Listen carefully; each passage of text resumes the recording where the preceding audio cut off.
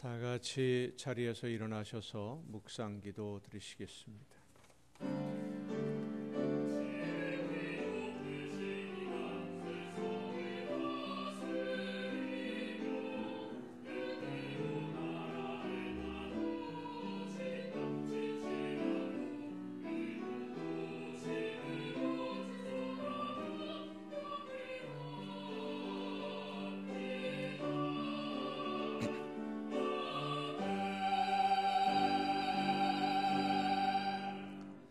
여호와를 경외하며 그의 길을 걷는 자마다 복이 있도다. 네 집 안방에 있는 네 아내는 결실한 포도나무 같으며 네 식탁에 둘러앉은 자식들은 어린 감람나무 같으리로다. 여호와를 경외하는 자는 이같이 복을 얻으리로다. 아멘. 거룩하신 아버지 하나님, 오늘 거룩한 주일을 저희들에게 허락하셔서 한 마음으로 예배할 수 있도록 불러주심을 감사드립니다. 온 마음을 다하여 예배하는 저희들을 거룩한 산 제물로 받으시고 우리를 사랑하시는 주님의 사랑과 은혜로 성령의 위로와 능력으로 충만하게 임하여 주시옵소서.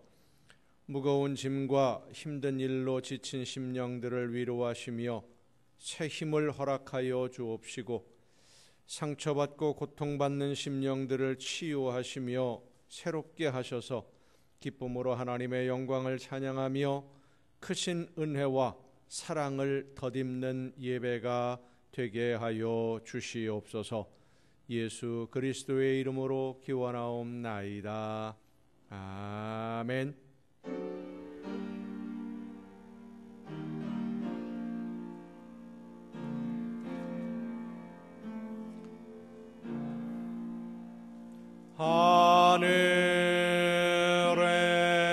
하늘에 계신 아버지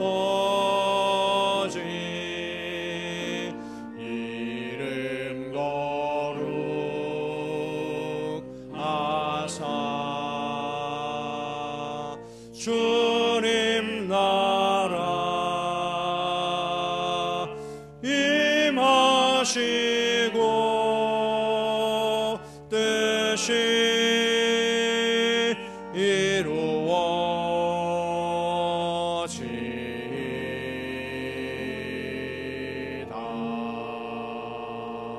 일용할 양식 주시고 우리들의 큰 죄 다 용서하옵시고 또 시험에 들게 마시고 악에서 구원하소서. 대개 주의 나라 주의 권세 주의 영광 영원히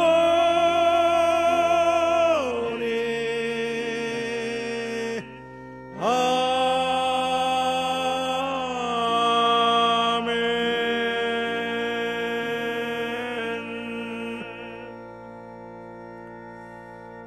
긍휼과 자비의 하나님, 하나님의 은혜를 사모합니다. 사랑의 주님, 십자가의 공로를 의지하여 나아옵니다.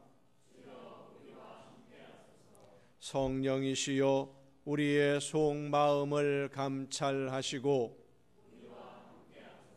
살아계시는 성삼위의 하나님, 우리의 예배를 받아주시고 아멘.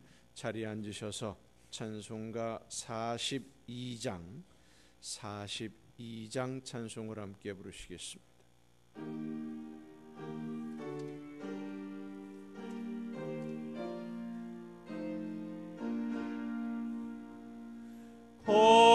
거룩한 주님께 예배를 드리세 무릎을 꿇 주소서. 영광 돌려 금 같은 순종과 향기로운 겸손을 주님께 바쳐서 경배하세. 주 앞에 삼가서 겸손히 행하면 주 너를 언제나 돌보시리. 말씀엔 위로와 기도엔 응답을 내 갈 길 바르게 인도하리.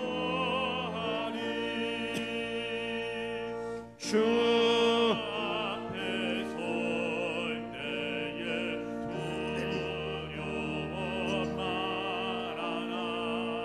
주 나라 우리를 도우시리. 보배로운 진리와 온유한 사랑은 주님께 다 귀한 예물 떨면서 바치는 이 작은 예물도 주님은 귀하게 받으시네. 모든 밤 지나고 새 아침 맞으니 믿음과 소망을 늘 주시리. 아멘.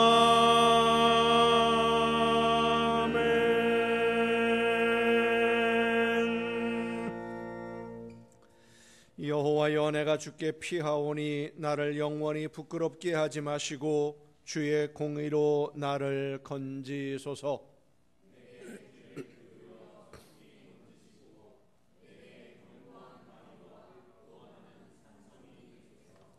주는 나의 반석과 산성이시니 그러므로 주의 이름을 생각하셔서 나를 인도하시고 지도하소서.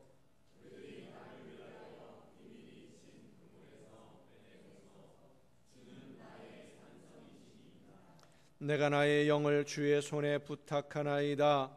진리의 하나님 여호와여, 나를 속량하셨나이다.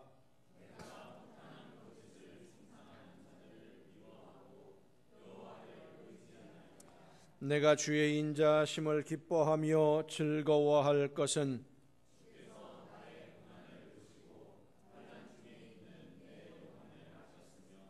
나를 원수의 수중에 가두지 아니하셨고 내 발을 넓은 곳에 세우셨음이니이다.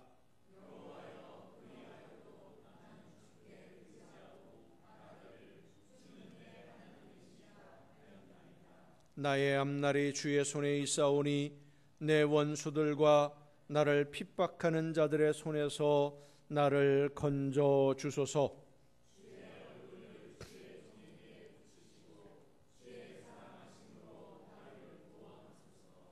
아멘. 이제 지나온 시간들을 돌아보며 우리의 모든 잘못과 죄와 허물을 침묵 속에서 주님께 고백합니다.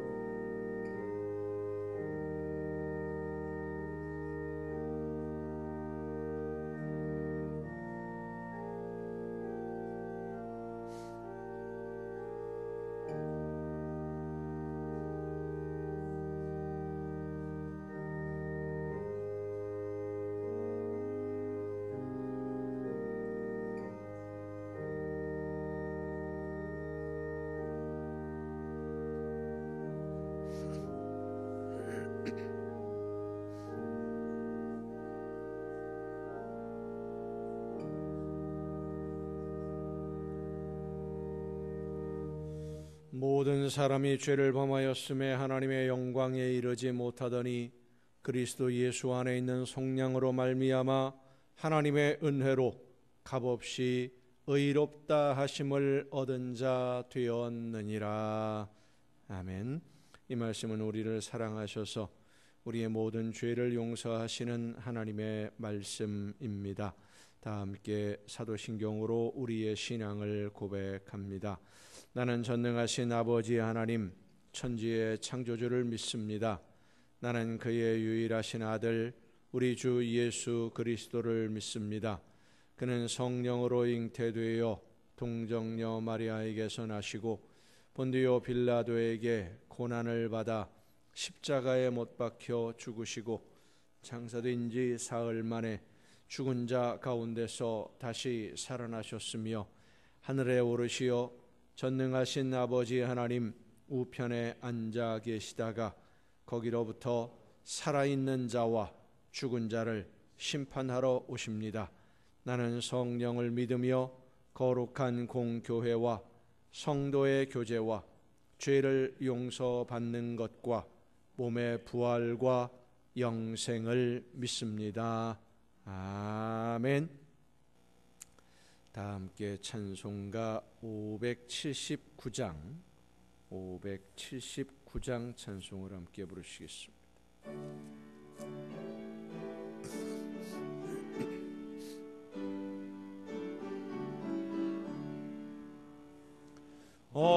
어머니의 넓은 사랑 귀하고도 귀하다. 그 사랑이 언제든지 나를 감싸줍니다.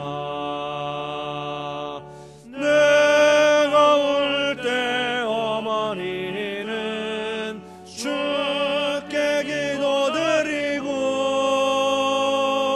내가 기뻐 웃을 때에 찬송 부르십니다. 아침 저녁 읽으시던 어머니의 성경책 손때 남은 구절마다 모습 본듯합니다. 믿는 자는 누구든지 영생함을 얻으리. 들려주신 귀한 말씀 이제 힘이 됩니다. 홀로 누워 괴로울 때 헤매다가 지칠 때 부르시던 찬송 소리 귀에 살아옵니다. 헌 속에서 샘물 나고 황무지에 꽃피니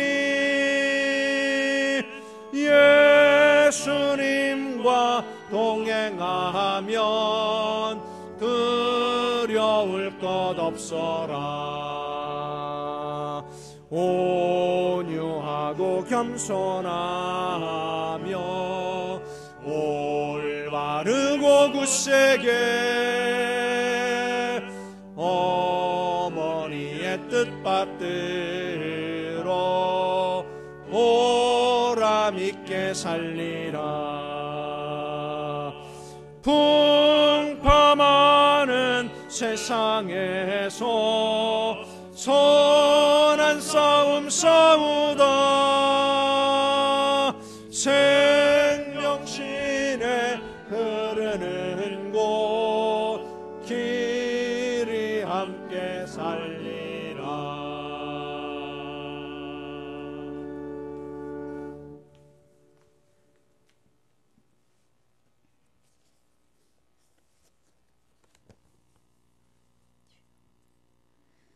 사랑이신 하나님 아버지, 우리를 먼저 사랑하시고 주의 자녀로 삼으신 것을 감사드립니다. 예수 그리스도를 통하여 참 생명과 천국의 소망을 주시고 거듭난 백성이 되게 해주시니 감사드립니다. 오늘 주님의 날을 기억하게 하시고 주님 전에 나와 예배하게 하시니 감사합니다. 마음을 다하여 기쁨으로 찬양과 예배를 드리기 위하여 원하오니 성령님이 이곳에 임하여 주시고 저희의 예배를 기뻐 받으시옵소서. 자비로우신 하나님, 한 주간을 돌아보니 하나님이 기뻐하시는 대로 살지 못한 때가 많았음을 고백합니다. 저희들의 잘못을 주님의 보혈로 씻겨주시고 날마다 더욱 새로워지고 변화되도록 도와주옵소서. 하나님의 은혜와 사랑 안에 사는 저희들 성령 충만하게 하시고 그 사랑 안에 거함을 늘 기뻐하게 하시고 감사하며 주님의 말씀대로 행하여서 주님의 이름을 더욱 높여드리는 귀한 믿음의 삶으로 인도하여 주옵소서. 주님이 사랑하시는 저희 교회가 성령의 불로 타오르게 하옵소서. 하나님 보시기에 합당한 교회로 주의 일을 잘 감당하는 능력 있는 교회 되게 하옵소서.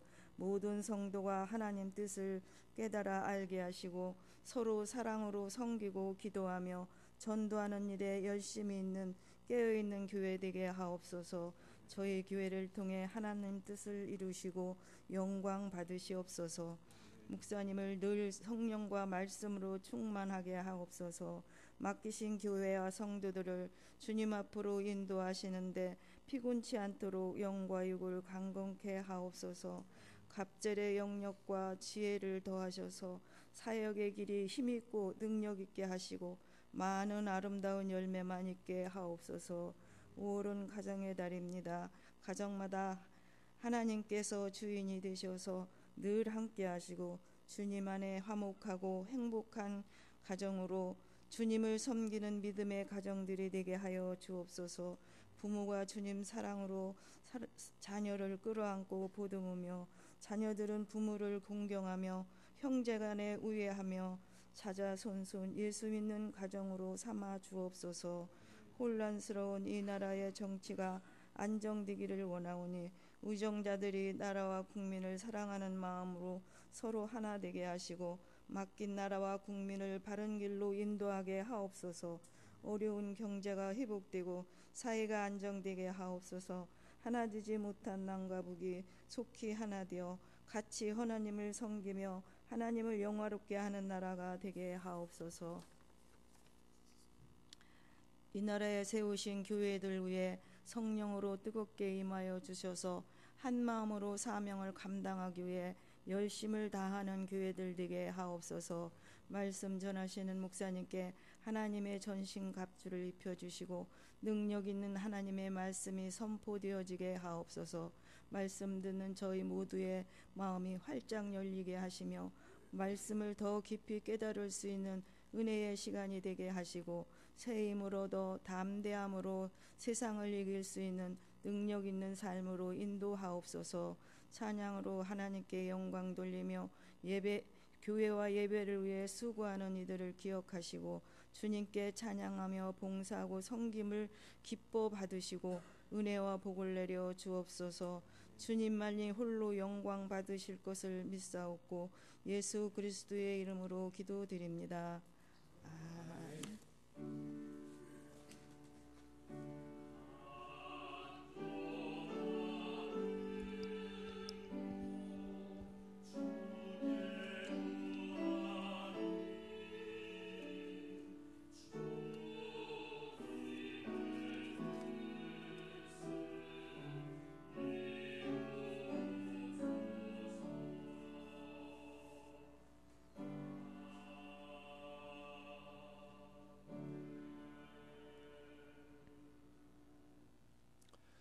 교회 소식을 알려드립니다. 복도 쪽에 우리 지난 주간에 조영애 집사님 가정에서 오셔서 수고를 많이 하셔서 밑에 깨끗하게 정리가 잘 됐습니다. 수고해 주신 우리 집사님에게 또 감사를 드립니다. 나머지 다른 소식들은 주보에 있는 교회 소식란을 참조하시기를 바랍니다. 이제 찬양 주시겠습니다.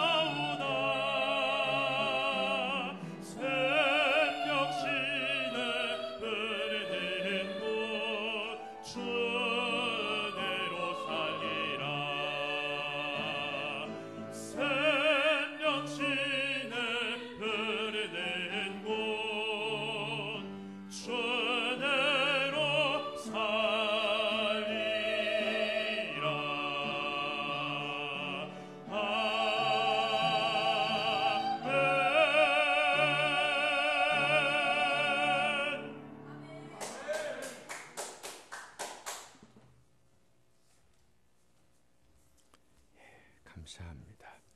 이 시간에 우리에게 주신 하나님의 말씀 함께 듣습니다. 오늘 우리에게 주시는 하나님의 말씀 구약성경 사무엘하 18장 1절부터 5절까지입니다. 주보의 순서에 좀 잘못 나갔는데 사무엘하서 18장 1절부터 5절까지에 있는 말씀 봉독합니다. 이에 다윗이 그와 함께한 백성을 찾아가서 천부장과 백부장을 그들 위에 세우고 다윗이 그의 백성을 내보낼세 3분의 1은 요압의 휘하에 3분의 1은 스루야의 아들 요압의 동생 아비새의 휘하에 넘기고 3분의 1은 가드 사람 이때의 휘하에 넘기고 왕이 백성에게 이르되 나도 반드시 너희와 함께 나가리라 하니 백성들이 이르되 왕은 나가지 마소서. 우리가 도망할지라도 그들은 우리에게 마음을 쓰지 아니할 터이요 우리가 절반이나 죽을지라도 우리에게 마음을 쓰지 아니할 터이라. 왕은 우리 10,000명보다 중하시오니 왕은 성읍에 계시다가 우리를 도우심이 좋으니이다 하니라. 왕이 그들에게 이르되 너희가 좋게 여기는 대로 내가 행하리라 하고 문 곁에 왕이 서매 모든 백성이 100명씩 1000명씩 대를 지어 나가는지라. 왕이 요압과 아비새와 이때에게 명령하여 이르되 나를 위하여 젊은 압살롬을 너그러이 대우하라 하니 왕이 압살롬을 위하여 모든 군치휘관에게 명령할 때에 백성들이 다 들으니라. 아멘. 말씀을 통해서 이 시간 우리 모두에게 들려주시는 하나님의 음성을 듣는 은혜가 충만하게 임하시기를 예수님의 이름으로 축원합니다. 기도하시겠습니다. 크신 은혜와 사랑으로 오늘도 연약한 저희들을 붙드시고 인도해 주시는 아버지 하나님, 말씀해 주시는 하나님의 음성을 듣고 그 말씀을 깨달아서 믿음으로 결단하고 순종하며 실천하여 하나님이 기뻐하시는 열매 맺기를 간절히 소망하는 하나님의 자녀들이 이 시간 마음의 문을 열어 말씀 듣기를 원하오니 저희들에게 성령으로 충만하게 임하시사 지혜를 주시고 깨달아 알게 하시며 믿음으로 결단하고 실천할 수 있는 귀한 은혜를 허락하여 주시옵소서. 연약한 종을 세우셨사오니 능력과 권능으로 붙들어 주셔서 사람의 모든 연약함과 미련함과 나약함을 가리워 주옵시고 오직 하나님의 말씀만 전달하는 일꾼으로 사용하여 주시옵소서. 모든 것을 주님께 의탁하옵고 예수님의 이름으로 기도하옵나이다. 아멘. 여호와 하나님은 여러분에게 복을 주시고 여러분을 지키시기를 원하며 여호와 하나님은 그 얼굴을 여러분에게 비추사 은혜 베푸시기를 원하며 여호와 하나님은 그 얼굴을 여러분에게로 향하여 드사 평강 주시기를 원하노라. 아멘. 하나님의 은혜와 평강이 또 그 놀라운 은혜와 축복이 이제로부터 영원토록 여러분의 삶에 여러분의 가정과 계획하는 모든 일들 위에 또 자녀들 위에 풍성하게 충만하게 임하시기를 축원합니다.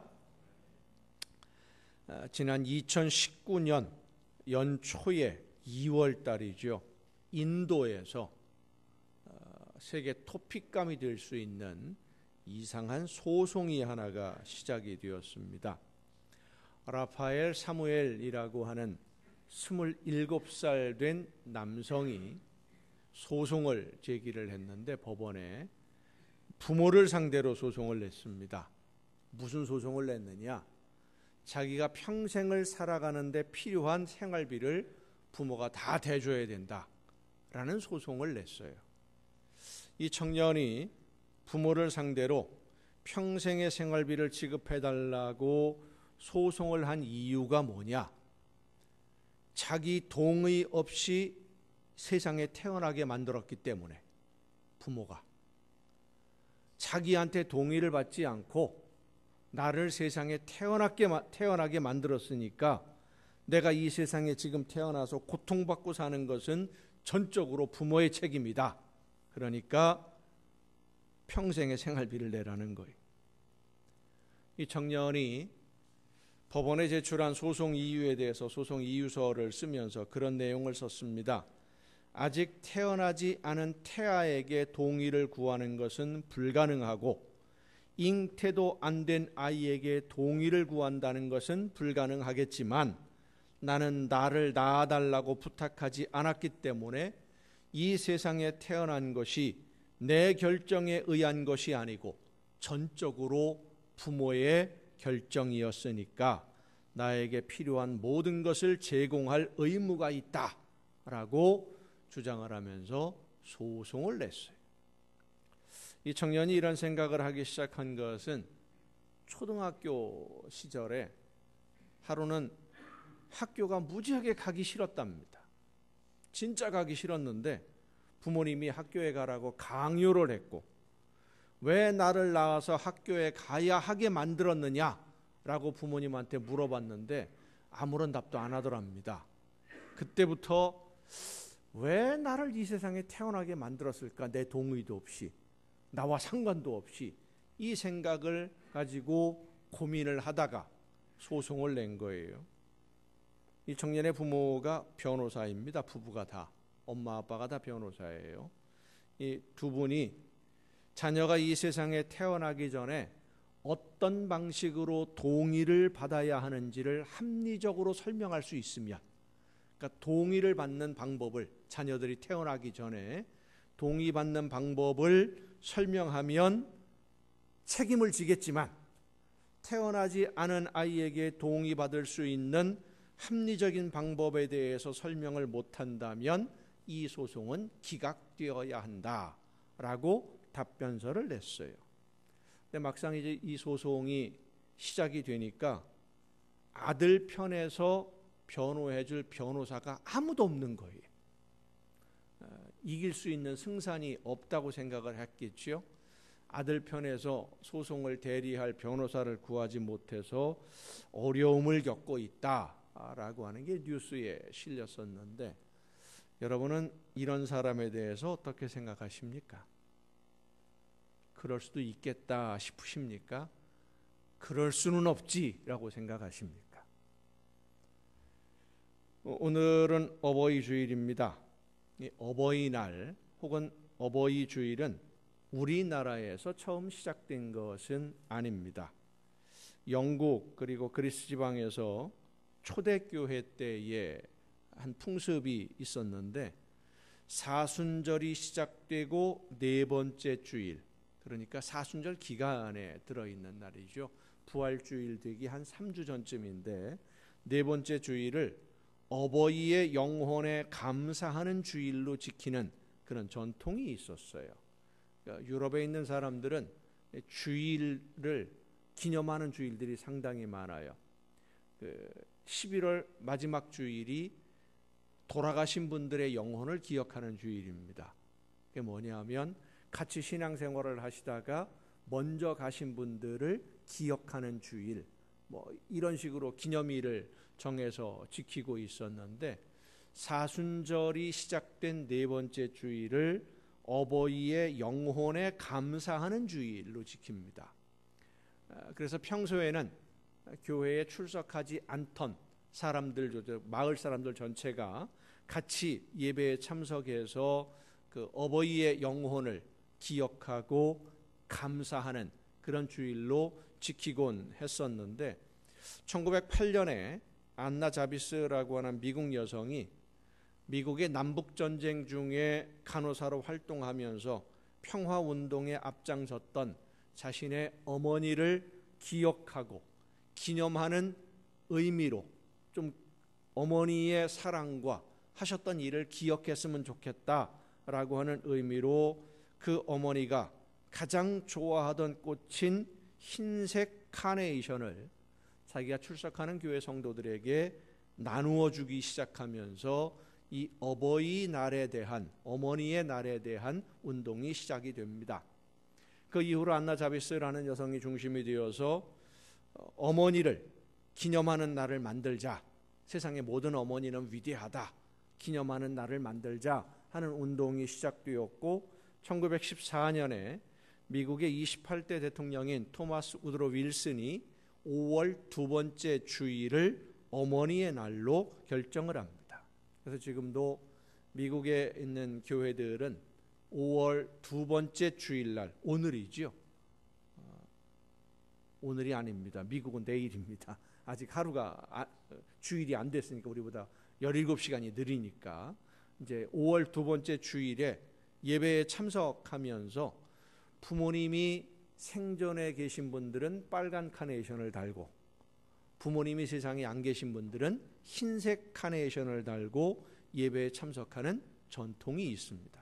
미국 교회들은 그 전통으로 어버이날, 어버이 주일 이렇게 5월 둘째 주일을 지키고 있었는데 우리나라에서는 1956년에 미국의 어버이 주일, 어머니 날을 본받아서 어머니 날이 5월 8일로 정해졌고 1973년에 정부에서 각종 기념일에 관한 규정을 만들면서 어머니만 기념하는 것보다는 부모를 다 기념하는 것이 좋겠다 하는 의미에서 어버이날로 5월 8일을 정하게 된 겁니다. 해마다 이 어버이날이 다가오면 여러 가지 생각을 하게 됩니다. 우리는 모두가 자녀이면서 또 부모입니다. 부모인 분들 중에 자녀가 아니었던 사람이 없습니다. 누구나 다 부모가 있어요. 그런데 부모로서의 역할을 완벽하게 해낸 사람도 없겠지만 자녀로서의 역할을 완벽하게 하는 사람도 없습니다. 그래서 많은 사람들이 자녀는 이래야 된다, 부모는 이래야 된다, 이렇게 해야 된다, 저렇게 해야 된다, 하는 식으로 그 역할에 관심을 가지고 이제 이야기들을 하고 주장을 하고 이론을 내세우고 있기도 하는데 오늘 어버이 주일에 부모의 역할이 무엇이고 자녀의 역할이 무엇인지에 대해서 말씀을 우리가 생각해 보기보다는 자녀를 대하는 부모의 마음 그리고 부모를 대하는 자녀의 마음에 대해서 성경은 어떻게 말씀하고 있는지를 함께 생각해 보고자 합니다.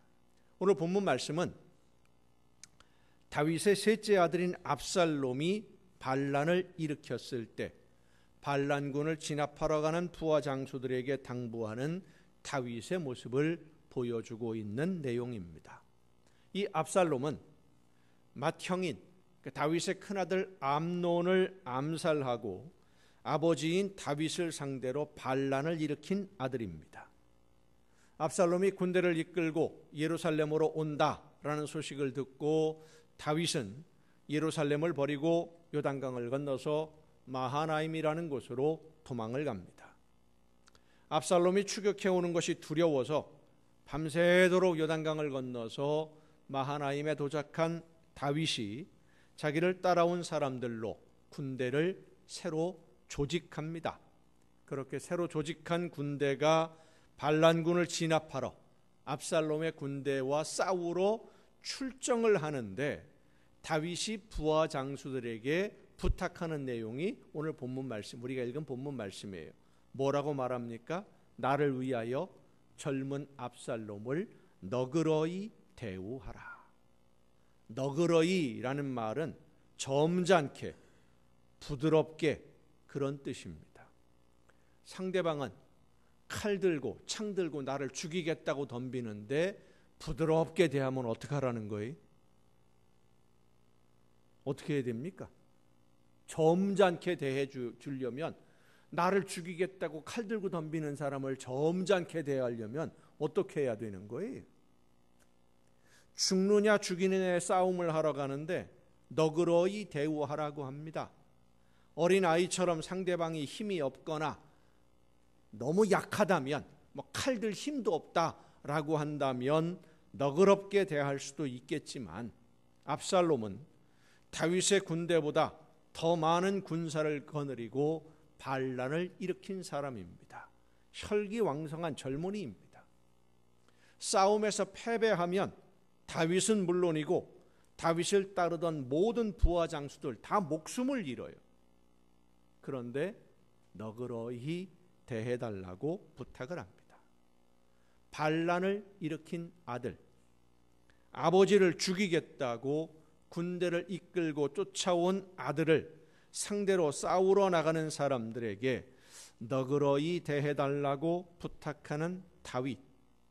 이 마음이 아버지의 마음이고 부모의 마음이고 또 우리를 바라보시는 하나님의 마음이기도 합니다. 미운데 도저히 미워할 수만은 없는 그런 자녀를 바라보는 아버지의 심정. 압살롬은 자기 누이 동생을 욕보였다는 이유로 다윗의 맏아들인 암논, 제일 큰 형을 암살한 사람입니다. 계획적으로.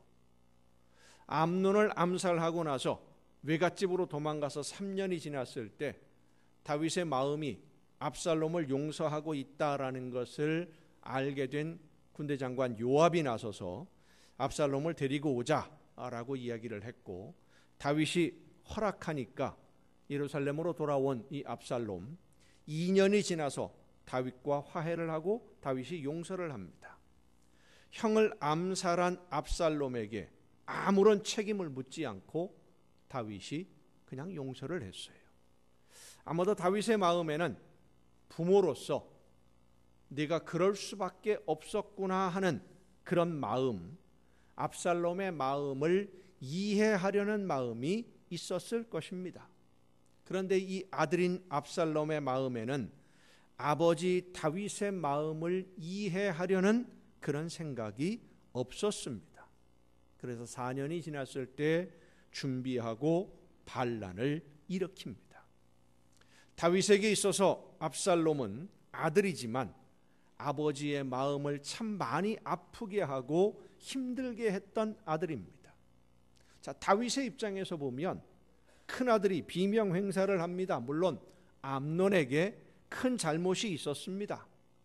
암논의 잘못을 꾸짖고 율법을 따라 벌하지 않았던 다윗에게도 문제는 있겠지만, 그렇다고 큰 형을 암논을 계획적으로 암살한 압살롬의 잘못이 가벼워질 수는 없는 것입니다. 그런데도 다윗은 그 아들을 용서하려고 했던 그 마음을 압살롬은 이해하려고 하지 않았고 더 대담한 반란을 계획하고 있었습니다. 가르쳐야 할 것을 가르치지 않고 덮어주었던 아버지로서의 다윗의 마음, 책망할 것을 책망하지 않고 덮어주려고 했던 그런 아버지의 마음, 이 아버지의 마음을 이해할 마음이, 그런 생각이 전혀 없는 압살롬은 반란으로 응답을 합니다. 인터넷에 어떤 분이 이런 글을 썼습니다. 공원 벤치에서 쉬고 있는데 한 아이가 흙을 가지고 장난을 치다가 한 줌 흙을 들어서 벤치에 앉아 쉬고 있는 이분에게 흙을 던진 거, 전혀 모르는 사람인데 흙덩어리를 탁 맞고 정신이 이게 뭔 일인가 싶어서 멍하니 바라보고 있는 사이에 이분이 반응을 하기도 전에 그 아이의 부모가 달려와서 아이를 혼내는데, 이 아이가 한 행동이 얼마나 잘못된 행동인지 정말로 눈물이 쏙 빠지게 혼을 냅니다. 그리고는 그 아이가 직접 이분에게 와서 고개를 숙이고 잘못했다고 사과를 하게 만들어요. 그 다음에 아이가 먼저 사과하고 나니까 그 다음에 부모가 고개를 숙입니다. 죄송합니다. 아이를 잘 가르치지 못해서 불편을 끼쳤습니다 하고 아이가 먼저 사과한 다음에 부모가 사과를 해요. 이분이 그 글에 이런 글을 썼습니다. 자녀를 양육하는 모범을 본 것 같다. 아이가 잘못한 것을 부모가 대신 고개를 먼저 숙이게 되면 아이는 자기가 어떤 잘못을 해도 부모가 해결해 준다고 생각하게 된다. 아이가 잘못한 것은 아이가 직접 해결하게 하고 그 후에 부모로서 책임을 져주는 것이 올바른 자녀 교육 방법이다 라고 글을 썼어요. 잘못을 했는데 부모가 나서서 해결해 주기 시작하면, 왜 아직 어리니까 얘는 잘 모르니까 이런 생각에 부모가 대신해 주는 경우가 많지 않습니까?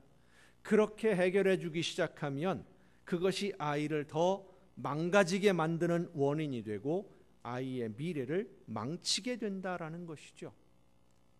우리들의 자녀가 바르게 성장해서 이 사회에 유익한 사람이 되고 존중받는 사람이 되기를 원한다면 부모의 마음에 대못을 박는 아이가 되지 않기를 원한다면 자녀들의 잘못을 무조건 덮거나 무조건 편들어서는 안 된다는 것입니다. 실제로 그렇게 성장한 아이들이 오늘 우리 사회에서 많은 문제를 일으키고 있는 것이 현실입니다. 무엇이 잘못된 것인지를 배우지를 못했으니까. 그래서 부모님들은 아픈 마음으로 자녀를 훈육하기도 하고 채찍질하기도 하는 것입니다. 그런데 다윗은 압살롬을 아프게 훈계하지 않았고, 압살롬은 아버지 다윗의 마음을 이용해서 자기가 원하는 대로 자기가 계획한 일을 진행했고 결국은 반란을 일으켰는데도 그래도 다윗은 아버지를 죽이고 왕이 되겠다는 압살롬을 너그러이 대해달라고, 부드럽게 대해달라고 수하 장수들에게 부탁을 하고 있는 겁니다. 다윗이 왜 이런 부탁을 했을까? 압살롬의 마음, 그 심정을 이해하려고 했기 때문입니다. 내 심정이 오죽했으면 이렇게까지 하겠냐? 오죽했으면 이렇게까지 하겠나? 부모와 자녀뿐만 아니라 사람들 사이에서 우리가 모든 사람들을 만날 때 정말 중요한 마음, 꼭 우리에게 필요한 마음, 생각이 한 가지가 있는데 그것이 바로 상대방을 이해하려는 마음입니다. 왜 이렇게 했을까? 왜 저럴까? 하는 생각에서 한 걸음 더 나아가서 그래, 그럴 수도 있겠다. 너라면, 내가 너라면 그럴 수도 있겠다. 당신이라면 그렇게 생각할 수도 있겠다. 이런 마음을 갖는 것이 정말로 중요합니다. 그럴 수도 있겠다. 그렇게 생각할 수도 있겠다. 아, 그런 마음이겠구나. 이렇게 이해하는 것이 상대방을 이해할 수 있는 길을 열기 때문이에요. 그런데 많은 사람들이 그럴 수도 있겠다 하면서 그 다음에 뭐라고 생각하느냐? 그래도 그렇지. 이렇게 생각을 해요. 그럴 수도 있겠다와 그래도 그렇지는 정반대입니다. 그럴 수도 있겠다. 아, 그래서 그랬구나. 라고 이해하고 사랑하고 포용하는 방향으로 나가는 것과 그래도 그렇지 라고 하는 것은 아니 그래도 그렇지 그건 안 되지. 넌 잘못한 거야. 라고 판단을 하기 때문입니다. 그래도 그렇지 그러면 감정이 상해요. 하나님이 우리를 바라보시는 심정은 그럴 수도 있겠다 하시는 마음으로 우리를 바라보며 안타깝게 여기시고 계속해서 품어주시고 사랑해 주시는데 사탄은 그래도 그렇지 하면서 우리의 생각을 돌리게 만듭니다. 감정이 쌓이게 만들고 상처를 주게 만들고 상처받게 만들고. 따라합시다. 그럴 수도 있겠다. 이건 누구의 마음이라고요? 하나님이 우리를 바라보시는 마음이에요. 또 합시다. 그래도 그렇지. 이건 누구의 마음이라고요? 사탄이 주는 마음이에요. 마귀가 주는 마음이에요. 어느 방향을 따라갈 거냐? 그래도 그렇지가 아니라 그럴 수도 있겠다. 얼마나 힘들었으면, 이 상황에서 얼마나 견디기 어려웠으면 그런 마음을 가질까? 부모님들은 그래도 자녀를 이해하려는 마음이 자녀들보다는 커요. 그래도 그렇지까지 가는 시간이 좀 많이 걸려요. 그럴 수도 있겠다. 그럴 수도 있겠다. 아이고 그래서 그랬구나. 조금 더 하자. 마지막에서는 그래도 그렇지가 나오긴 하지만 뭐 우리끼리니까 솔직하게 얘기해야죠. 그렇죠? 자녀들 보면서 그래도 그렇지 네가 이럴 수 있어 하는 그런 감정, 속상한 마음 가진 적 많이 있죠? 사람이니까 그럴 수 있어요. 그런데 자녀들은요, 그럴 수 있겠다, 부모님을 바라보면서 그럴 수 있겠다보다는 그래도 그렇지가 훨씬 빨라요. 더 많아요. 자녀들은 부모님의 마음을 잘 알지를 못합니다. 흔히 하는 말로 사랑도 내리사랑이라고 하지만 이 상대방을 이해하는 마음도 내려가는 마음은 아는데 올라가는 마음은 잘 몰라요. 자녀들이 이러한 부모의 마음을 알아서 부모님의 마음에 합당하게 행동하는 것이 바로 효도입니다. 부모님이 원하는 자녀가 되는 것이 부모님을 기쁘게 하는 자녀가 되는 길이기 때문입니다. 오래전에 전도하다가 만난 한 분, 좀 연세가 많으신 어르신이었는데 시골 마을을 다니면서 전도하던 중에 한 어르신을 만났어요. 연세가 많으신 분. 하나님에 대해서, 예수님에 대해서 한참 복음을 말씀을 전하니까 잘 귀를 기울여 들으시더라고요. 진지하게 말씀을 다 듣더니 이분이 하시는 말씀이, 젊은이 한 가지만 좀 물어보세요. 뭘 궁금하신 거 있으십니까? 만약에 젊은이가 전하는 그 예수라는 분에 대해서 듣지 못하고 알지 못해서, 그럼 믿지 못하고 믿지 않고 죽으면 그럼 천국에 못 가는 거요? 하고 물어봐요. 너무 진지하게 질문을 하셔서 왜 이런 질문을 하시는지 말씀해 주실 수 있느냐 물어봤더니 하시는 말씀이, 부모님이 오래전에 돌아가셨는데 우리 부모님은 예수를 몰라서 못 믿었고 그렇게 돌아가셨다. 그런데 내가 혼자 예수 믿고 천국에 가면 부모에게 불효하는 것 아니냐. 나는 부모님을 따라가야 되는데, 부모님이 계신 곳에 가고 싶은데 불효하는 것 아니겠느냐 하시는 거예요. 그 말을 듣고 말문이 탁 막혀요. 뭐라고 대답할 말이 없어요. 뭐라고 대답을 해야 되나. 하나님의 지혜로 도우심을 기다리며 잠깐 기도하다가 이렇게 대답을 했습니다. 먼저 가신 부모님이 어디에 계시는지 우리는 알 수가 없습니다. 그것은 하나님만이 하시는 일이기 때문에, 하나님이 하시는 거기 때문에 우리가 어디에 계시다라고 얘기할 수 없습니다. 그런데 만약 하나님이 어르신의 부모님을 천국으로 부르셨는데 어르신이 부모님이 천국에 안 계실 줄 알고 안 믿고 지옥으로 가신다면 부모님 마음이 어떠시겠습니까? 그건 안 되지. 그러면 또 만약에 부모님이 천국에 안 계신다고 하더라도 부모님이 어르신도 함께 천국에 못 가는 걸 기뻐하실까요? 그랬더니 이분이 한참을 망설이시다가 하시는 말씀이, 그래, 그러면 내가 교회에 한번 가보리다 하고 대답을 하셨어요. 그리고 하시는 말씀이, 부모님이 기뻐하실 수만 있다면 내가 뭐든 못하겠소. 부모님이 기뻐하실 수만 있다면 내가 뭐든 못하겠소 하시던 그 모습, 그 표정이 제 마음속에, 제 기억 속에 여전히 남아있어요. 부모님이 기뻐하실 수만 있다면, 부모님이 원하시는 일이라면 내가 뭐든 못할 것이 있겠소. 이 모습이 부모님이 기뻐하는 자녀의 모습, 하나님께 기쁨을 드리기 위해 온전히 순종하신 예수님의 모습으로 투영이 됩니다.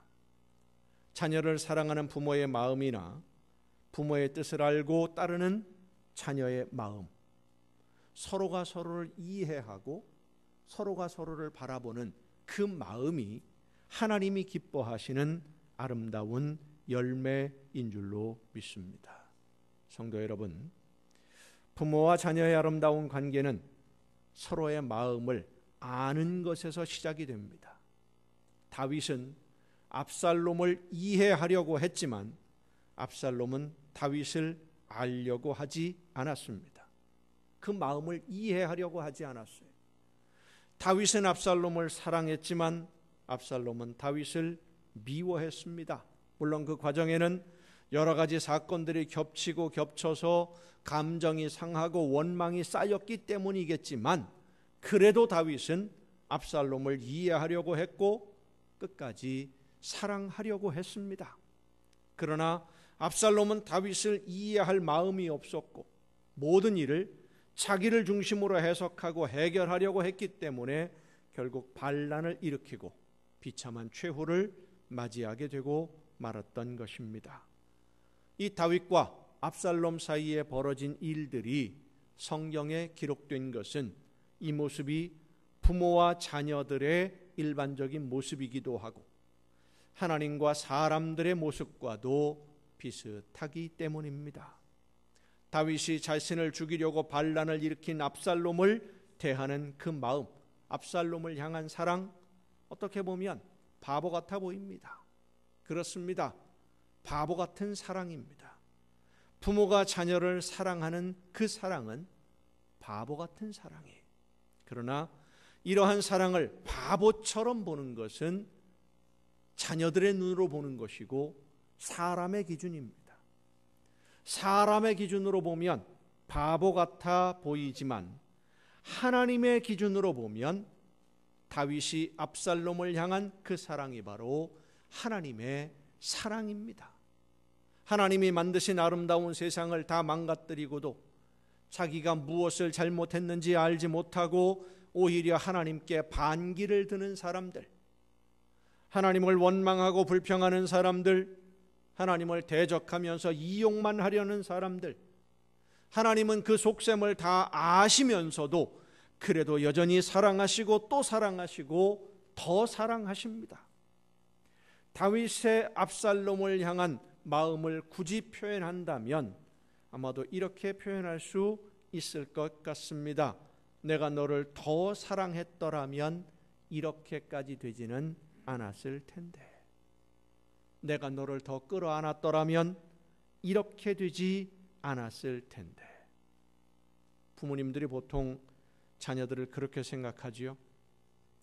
자녀들이 그릇되고 잘못된 길로 가고 있으면 그것을 내 책임이라 생각하고 안타까워하는 부모님들이 많이 있습니다. 물론 그런 경우들도 있겠지만 부모님의 마음을 알려고 하지 않는 자녀들의 문제는 더 큽니다.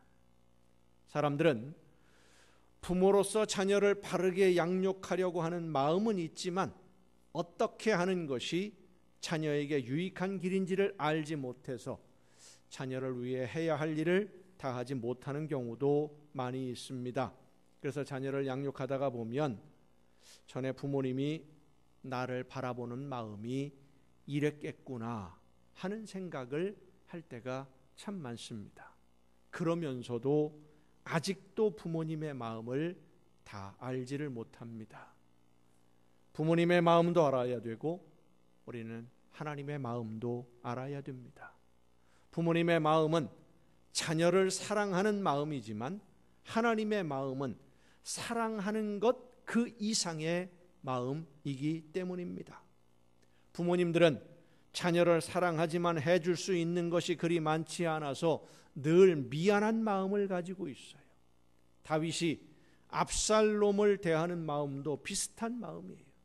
그래서 압살롬이 반란을 일으켰어도 너그럽게 대해달라고 부하 장수들에게 부탁하고 있는 것인데, 하나님이 우리를 사랑하시는 그 사랑은 외아들 예수 그리스도를 우리의 죄를 용서하시기 위해 제물로 주시는 사랑을 보여주셨습니다.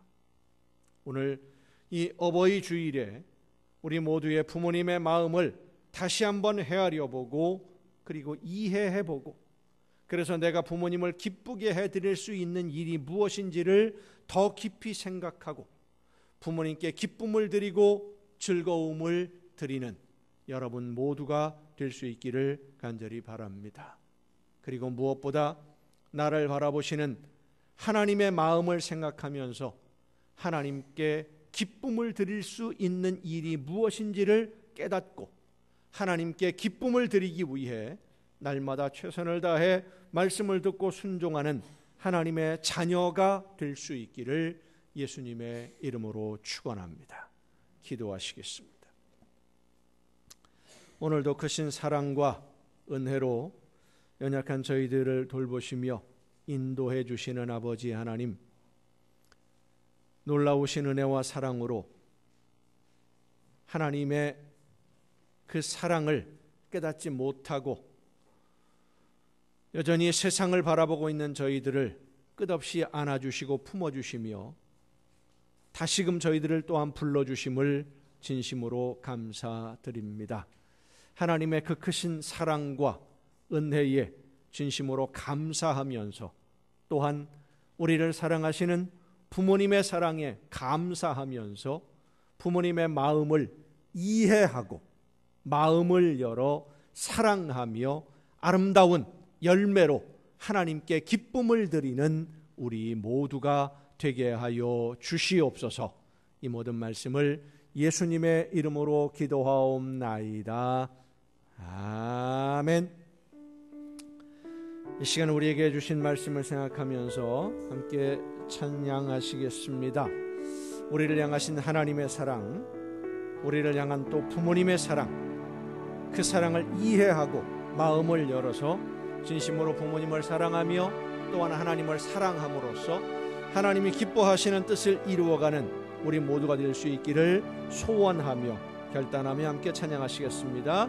그 크신 하나님의 사랑 말로 다여 영 못하네. 저 높고 높은 별을 넘어 이 낮고 낮은 땅 위에 죄범한 영혼 구하려 그 아들 보내사 목재물 삼으시고 죄 용서하셨네. 하나님 크신 사랑은 측량다 못하네. 영원히 변치 않는 사랑 성도여 찬양하세.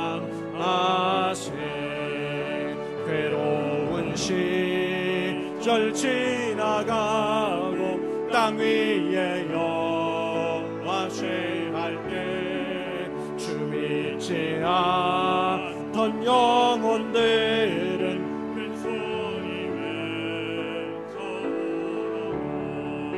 주 믿는 성도들에게 큰 사랑 베푸사 우리의 죄 사했으니 그네 잊을까. 하나님 크신 사랑은 측량다 못하네. 영원히 변치 않는 사랑 성도여 찬양하세. 하늘을 두루마리 삼고 바다를 먹물 삼아도 한없는 하나님의 사랑 다 기록할 수 없겠네. 하나님의 크신 사랑 그 어찌 닿았을까. 저 하늘로 비싸도 채우지 못하리.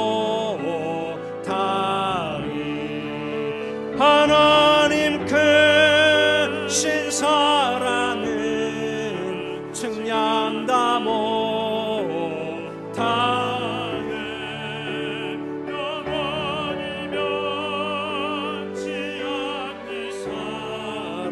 성도여 찬양하세.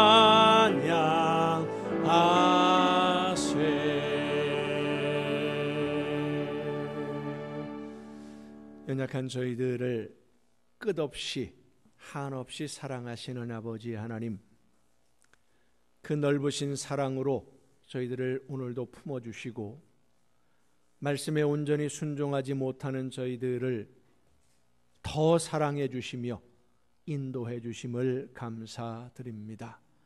하나님의 사랑하심에 감사하는 우리 모두가 되게 하옵시고 하나님의 그 사랑의 마음을 우리의 가슴에 품어 또한 모든 이웃들을, 특히 우리의 부모님을, 자녀들을 사랑하며 이해하며 가슴에 품고 하나님이 기뻐하시는 열매를 맺어가는 우리 모두가 되게 하여 주시옵소서.